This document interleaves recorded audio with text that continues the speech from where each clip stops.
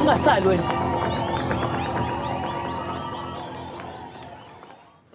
Njengenjwayelo ke bakithi laba abashadanayo bayihlanganisele bona ibopho zabo. Sengizonikezela kunina. Hlekiwe Mlambo. Ngizizwa ngibusisekile kakhulu. Now I can stand with my arms akimbo. Ngenze indoda emadodeni.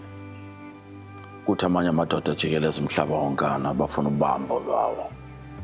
Wena yewangipha uthando lwakho. Uthi lo mhlaba ungizonda. Wena uye wangithanda. Lo mhlaba mawungiqalekisa. Wena uyangibonisa inhlonipho. Ngiyalibonga uthando lwakho. Nami ngiyakuthanda. And if love be the greatest gift of all, then your love is the greatest of all gifts. I love you. Shumane kamgabi. Bebe.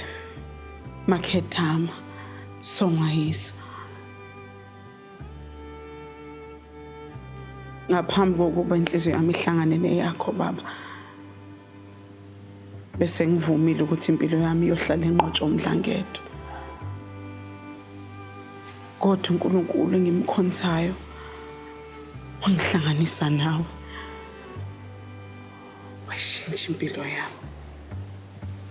Wayenza yaba ngcono ngokwedlulele.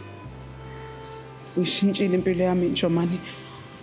Wangilethela injabulo. Inhlokomo.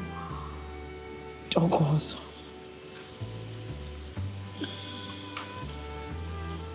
Uma bekukhona umuntu like ongabazayo, ungabaza wena nothando lwakho kumina.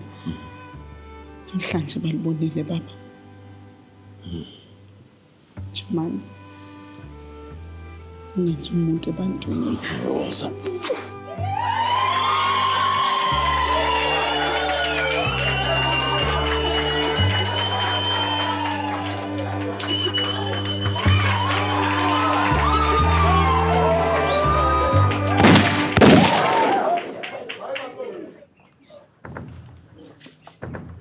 Nithi kushadwani umakoti akafiki.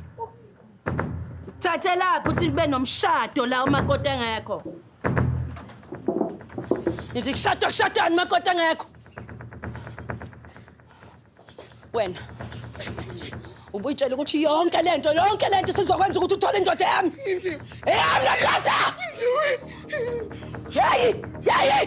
Kabaka. Hayi namhlanje baba. Hayi namhlanje. Ungangizami namhlanje.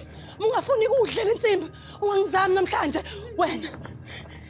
Sifikile-ke baba isikhathi sokuthi usitshele ukuthi ubani ozoba unkosikazi wakho namhlanje. Ubani uMrs Mhlongo namhlanje. Manqobo. Ubani uMrs Mhlongo? Manqobo. Beka isibhamu phansi. Manje